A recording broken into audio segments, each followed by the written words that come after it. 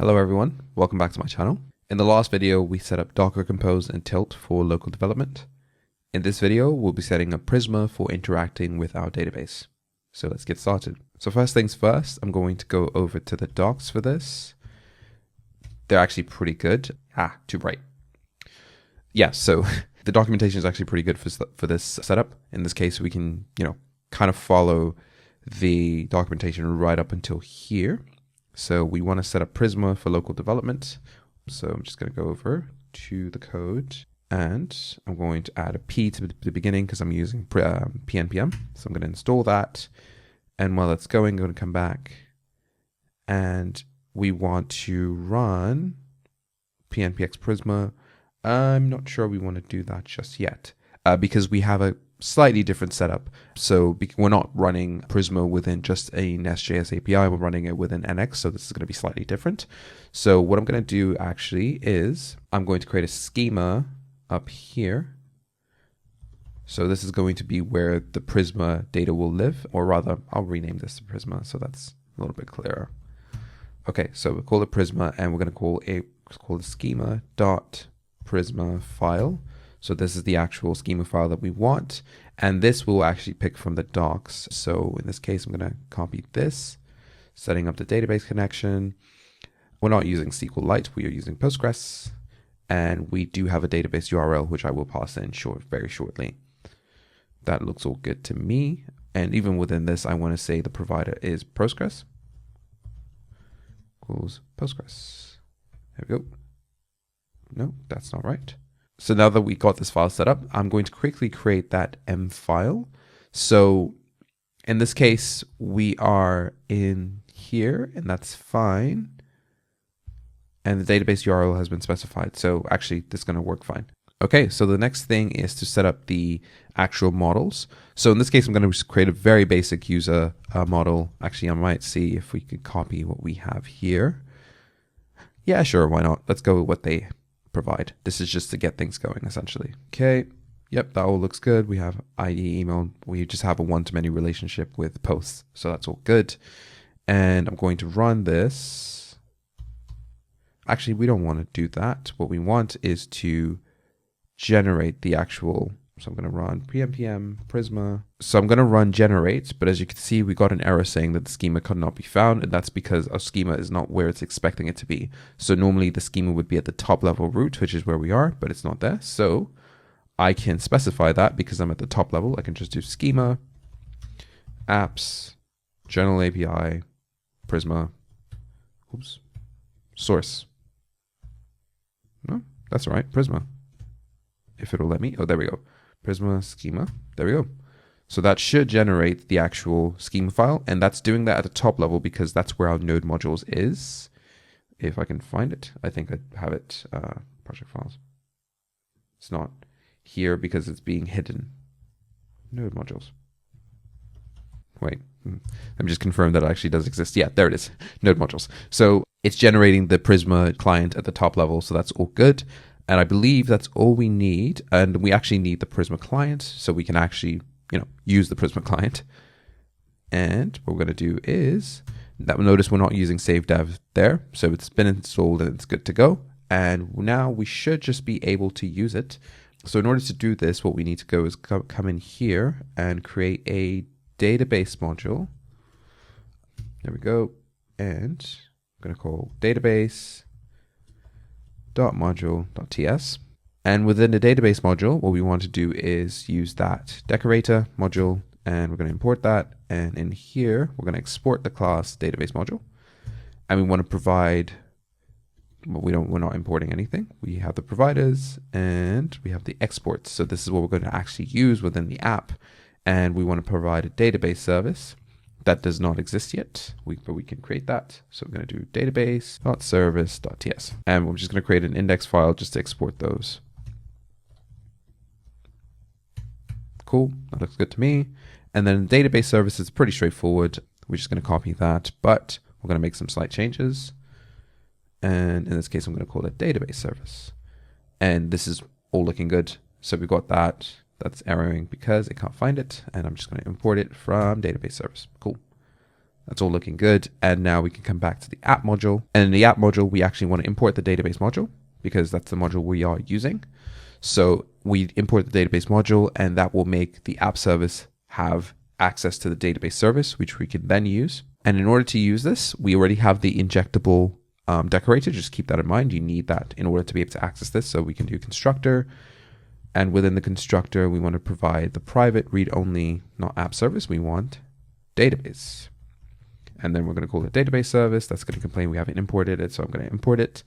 And then we should just be able to do await. This is not an asynchronous function. I'm going to just create one just for the sake of a demo. Private get data. And make it async as well. And then we're going to do await this dot database dot user, and we're going to create. And it's complaining that name is not specified. Oh, that's because that should be data. There we go, name John. And that's an issue because we're missing email. And that's because in the actual schema, we said that email was required. So we're going to use email instead. And we're going to pass john@mail.com. Cool. Get create user. That should be a better name. Cool. So we have a function that we can use to create a user, and you can see we actually have types because we're using TypeScript, obviously, and Prisma has generated the client, and it's telling us what the data should look like, which is really handy. And then you can see this is actually returning a user. So we can actually do this user, and we can return the user. Obviously, you wouldn't want to return the user straight. You'd want to do some formatting, but I'm just showing that the client is working and it's good to go. Cool. So I believe that's all we need. There is one thing in this case, the database URL is pointing to DB. So this is assuming that we are connecting to the database via Docker. But if you're not connecting to it via Docker, if the general API is running locally and the database is running in Docker, you need to change it to localhost to get it to work, just FYI. But we will be running it with Docker. So I think that's all we need. And if I run tilt up, assuming it's not running somewhere, yes it is, it's running over here. And I come over back to tilt, and I'm going to click on show disabled resources because I disabled it, and I'm going to hit enable resource. It's going to reload, and that in theory should be all I need to get this going. Oh, got a nice big error here. So Prisma could not locate the query engine for runtime. Ah, I see. So this is a fun error. Essentially, what's happening is that I'm running this on my Mac. So I was running the code on my Mac, and I generated the Prisma client with my Mac.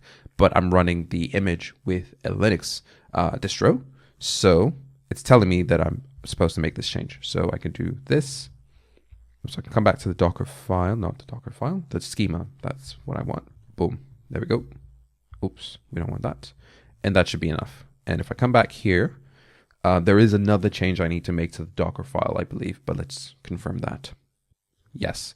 So I've essentially made the change to the Prisma schema file, but I'm not generating the new schema, the new client, sorry. So I need to make a quick change. So if I come back here, what do I want to do that here? Yeah, I want to do this here. So what I want is to run pnpm prisma generate. And actually, I want to run that after I copy. So pnpm run prisma schema generate, and I want to specify where the actual schema is. So it's in apps, general API prisma schema.prisma. So that should be good. And if I come back here, I'm going to stop and start tilt just to get that going. Okay, so that should generate the actual client that I'm looking for. So specifically the one for Linux, and then we should be good in theory. Let's find out. Okay, so it says authentication failed against database server. The provided database client for Postgres are not valid. So there's something wrong with the actual credentials. So let's take a look. So in the Docker Compose, so this is what we're providing for the user and password in the env file, but in Docker Compose, we're not actually consuming that, and that would make sense. So we can just do this, and we can do Postgres user, Postgres password, and Postgres DB. So we can actually use what we're specifying in the env file. That would be ideal. Okay, so the database is built, and now that should be working. Okay, so we're still getting this error. Let me take a look at that. I'm going to change this to be some user, some password, just to make sure that I'm not ending up in some weird situation. So the username is some user, and then some password, and db5432, and some database. Okay. And just for good measure, what I'm going to do is run tilt down, and then I'm going to run tilt up, just to start things from scratch. Okay, let's check general API.